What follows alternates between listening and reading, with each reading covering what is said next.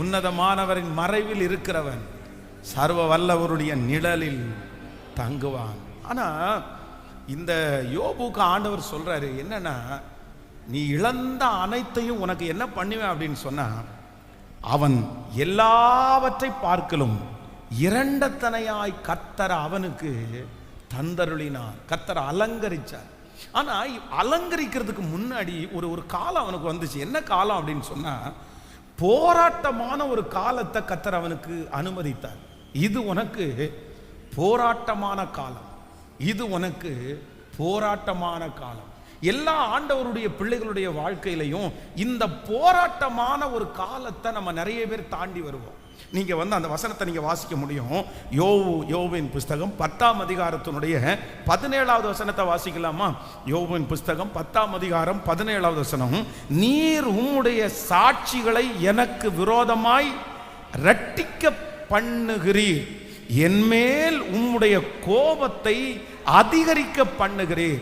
போராட்டத்தின் மேல் போராட்டம் அதிகரிக்கிறது. அப்போ இந்த யோபு சொல்லுகிற ஒரு பெரிய ஸ்டேட்மெண்ட் என்ன அப்படின்னு சொன்னா, என்ன கர்த்தர் அலங்கரிக்கிறதுக்கு ஒரு காலம் இருந்துச்சு.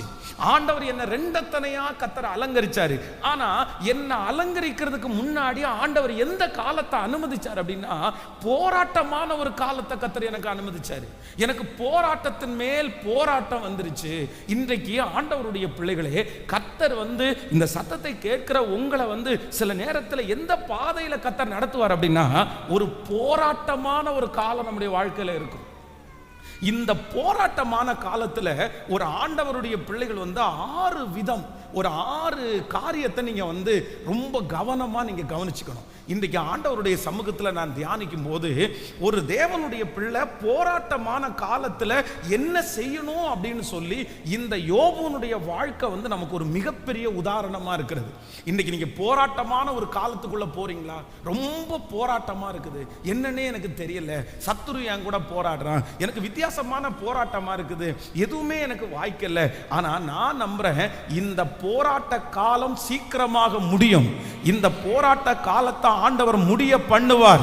கர்த்தர் இஸ்ரவேல் ஜனங்களை பார்த்து கர்த்தர் வாக்கு கொடுத்தார், என் ஜனமாகிய இஸ்ரவேலுக்கு போய் சொல்லுங்கள், அவள் போர் முடிந்தது என்று ஆண்டவர் சொன்னது போல நான் நம்புகிறேன், சிலருடைய போராட்டமான காலம் முடிவிற்கு வரப்போகிறது.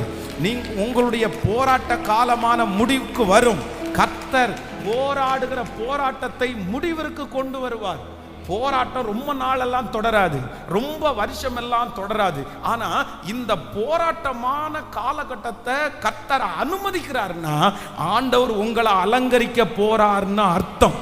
யாரெல்லாம் நான் நல்லா தான் ஜெபம் பண்றேன், நான் ரட்சிக்கப்பட்டேன், நான் திருச்சபைக்கு வர்றேன், நான் என்ன தப்பு பண்ணேன், ஆனா எனக்கு ஒரு போராட்டமாவே இருக்குது, ரொம்ப போராட்டமா இருக்குது, நான் நம்புறேன், எவ்வளவேனும் நீங்கள் கவலைப்பட வேண்டாம், நீங்க வருத்தமே படாதீங்க.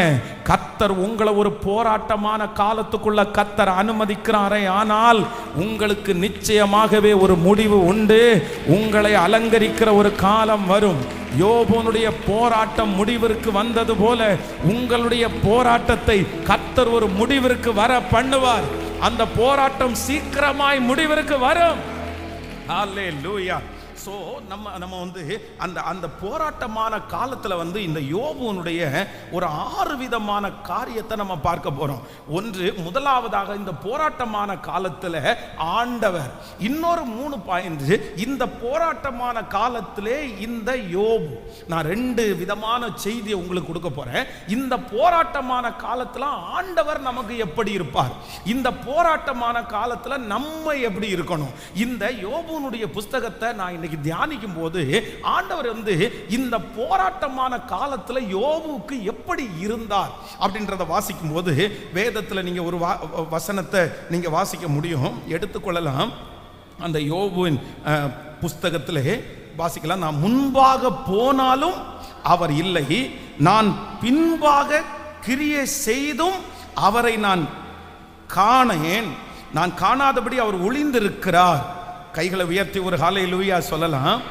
ஆனாலும் நான் போகும் வழியை அவர் அறிவார், அவர் என்னை சோதித்த பிறகு பொன்னாக விளங்குவேன். ஒன்று நினைத்துக் கொள்ளுங்கள் கர்த்தருடைய பிள்ளைகளே, இந்த போராட்டமான காலத்திலே இந்த யோபு ஆண்டவரை பற்றி சொல்லும் போது என்ன சொல்றார் அப்படின்னு சொன்னா, இந்த போராட்டமான காலத்துல ஆண்டவர் மறைந்து இருப்பாராமா.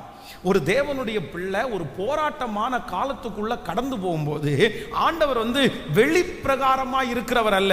நீங்கள் யோபுவின் புஸ்தகத்தினுடைய 23ஆம் அதிகாரத்தினுடைய 9வது வசனத்திலே வாசிக்கும் போது, இடதுபுறத்தில் அவர் கிரியை செய்தும் அவரை காணேன், வலதுபுறத்தில் நான் அவரை காணாதபடிக்கு ஒளிந்திருக்கிறார். அவர் எப்படி இருக்கிறாராமா? எல்லாரும் சொல்லுங்க, எப்படி இருக்கிறாராமா? உங்களுடைய வாழ்க்கையிலே சில நேரத்தில் போராட்டமான காலத்தில் ஆண்டவர் எப்படி இருப்பாராமா? ஒளிஞ்சிருப்பாராமா. ஆனா அவர் இருக்கிறார், அவர் இருக்கிறார், அவர் கண்டிப்பாக இருக்கிறார். அவர் பார்த்து கொண்டுதான் இருக்கிறார். அவருடைய கண்ணுக்கு மறைவானது ஒன்றுமில்லை. ஆனா உங்களுக்கு என்னுடைய கண்ணுக்கு ஆண்டவர் எப்படி இருக்கிறார்னா, கர்த்தர் ஒளிந்திருக்கிறார். நம்ம தேடுவோம், நம்ம ஜெபம் பண்ணுவோம், நம்ம உபவாசம் இருப்போம், நம்ம எல்லாம் பண்ணுவோம். ஆண்டவரே, உங்களை நான் கண்டுபிடிக்க முடியல, உங்களுடைய கையை நான் கண்டுபிடிக்க முடியல, உங்க அற்புதத்தை நான் கண்டுபிடிக்க முடியல, உங்க வல்லமையை நான் கண்டுபிடிக்க முடியல. நான் அவரோ வென்றால் மறைந்திருக்கிறார், அவரோ வென்றால் ஒளிந்திருக்கிறார். இன்றைக்கு இந்த சத்தத்தை கேட்கிற யாரோ ஒருத்தரிடத்துல ஆண்டவர் நேருக்கு நேர் பேசுகிறார். இது உனக்கு போராட்ட காலம், இது உனக்கு போராட்ட காலம். இந்த போராட்ட காலத்தில் நீ ஜெபித்து கொண்டே இருக்கிறீர்கள். இந்த போராட்ட காலத்தில் ஆண்டவரை தேடிக்கொண்டே இருக்கிறீர்கள். ஆனா ஆண்டவருக்கு முன்னாடி போய் இங்க ஜெபம் பண்ணலாம், பின்னாடி போய் இதை பண்ணலாம். ஆனா ஒரு பதிலும் உங்களுக்கு இல்லை, ஒரு அசைவும் உங்களுக்கு இல்லை, ஒரு முகத்தையும் நீங்க பார்க்கல. காரணம் என்னன்னா, போராட்டமான காலத்திலே ஆண்டவர் இருக்கிறாரா என்றால் கண்டிப்பாக இருக்கிறார். ஆனால் ஒளிந்திருக்கிறார். கர்த்தர் ஒளிந்திருக்கிறார். ஆண்டவர் ஒளிந்திருக்கிறதுனாலே பார்க்காதவராயில்லை. ஆண்டவர் ஒளிந்திருக்கிறதுனாலே உன்னை கைவிட்டதாக அர்த்தம் இல்லை. ஆண்டவர் ஒளிந்திருக்கிறதுனாலே உங்க ஜெபங்கள் கேட்கப்படவில்லை என்று அர்த்தமில்லை. ஒளிந்திருக்கிற ஆண்டவர் யோபுனுடைய வாழ்க்கையிலே திடீரென்று ஒரு நாள் முன்பாக தோன்றி அவனுடைய முன்னிலைமையை காட்டிலும் பின்னிலைமையை ஆசீர்வதித்தது போல நான் நம்புகிறேன், உங்கள் போராட்ட காலம் முடிவிற்கு வரும். போராட்ட காலம் முடிவிற்கு வரும்.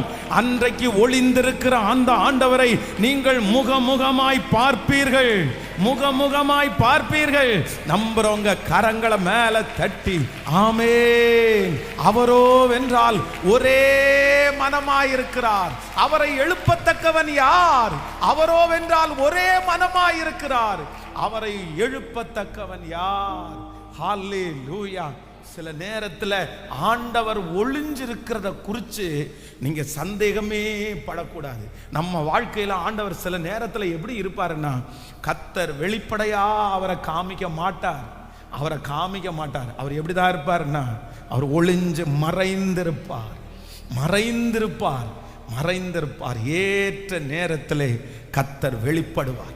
ஒருவேளை இந்த இப்ப இருக்கிற சிச்சுவேஷன்ல நீங்க இந்த பாதையில நீங்க கடந்து போகாம இருக்கலாம். ஆனா இந்த மாதிரி ஒரு பாதை உங்க வாழ்க்கையில சீக்கிரமாய் கர்த்தர் அனுமதிப்பார். காரணம் என்னன்னா, கர்த்தர் உங்களை அலங்கரிக்கணும்னு கர்த்தர் முடிவெடுத்திருக்கிறார். கர்த்தரை அலங்கரிக்கிறதுக்கு முன்னாடி கர்த்தர் நமக்கு அனுமதிக்கிற ஒரு பாதை போராட்டமான பாதை, ரொம்ப போராட்டமான காலம். இந்த போராட்டமான காலத்திலே இந்த யோபு கண்டுபிடிச்சது என்ன அப்படின்னா, கர்த்தர் மறைந்திருக்கிறார். ஆண்டவர் மறைஞ்சிருக்கிறார்ன்றதுக்காக விட்டுறாதீங்க. ஆண்டவர் மறைஞ்சிருக்கிறார்ன்றதுக்காக ஜெபம் பண்ணாம இருக்காதீங்க. ஆண்டவர் மறைஞ்சிருக்கிறார்ன்றதுக்காக ஏற்கனவே இருக்கிற விசுவாசத்தை தளர விட்டுறாதீங்க. அவர் மறைஞ்சிருக்கிறாரே தவிர அவர் மறைந்து போனவர் அல்ல. வேதம் சொல்லுகிறது, அவர் இருக்கிறவரும் அவர் இருந்தவரும் அவர் வருகிறவருமாகிய சர்வ வல்லமை உள்ள கர்த்தர். கர்த்தர் மோசேயை பார்த்து சொல்லுகிறார், நான் இருக்கிறவராகவே இருக்கிறேன், இருக்கிறவராகவே இருக்கிறேன். அவர் ஒளிந்திருக்கிறார், அவர் ஒளிந்திருக்கிறார். யாரோ ஒரு சிலருடைய வாழ்க்கையில கர்த்தர் ஒளிஞ்சிருக்கிறார். பாஸ்டர், நீங்க சொல்றது 100% உண்மை பாஸ்டர். என் வாழ்க்கையில் ஆண்டவருடைய ஒளிச்சிட்டு இருக்காரு. நான் என்னமோ கத்துறேன், ஜெபம் பண்றேன், எவ்வளோ முயற்சி எடுக்கிறேன், ஆனா எந்த பதிலுமே இல்லை. இருக்கிறாரா இல்லையான்னே தெரியல, பார்க்கவே முடியல. ஒரு வார்த்தை சொல்லக்கூடாதா, ஒரு பதில் சொல்லக்கூடாதா? அமைதியா இருக்கிறார் பாஸ்டர், தெரியாம இருக்கிறார் பாஸ்டர், மறைஞ்சு இருக்கிறார் பாஸ்டர். ஆனா ஆண்டவர் உங்களுக்கு வாக்கு கொடுக்கிறார். யோபு ஒன்றை கண்டுபிடித்தான், என் ஆண்டவர் மறைஞ்சிருந்தாலும் என் ஆண்டவர் என்னை பார்த்துட்டு தான் இருக்கிறாரு. என் ஆண்டவர் மறைஞ்சிருந்தாலும் என்ன அவர் கைவிட மாட்டாரு. அவர் மறைந்திருக்கிற ஆண்டவர், ஆனால் மறுபடியும் என்னை தூக்கி எடுக்கிறதற்கு கர்த்தர் வல்லவராயிருக்கிறார். ஹல்லேலூயா.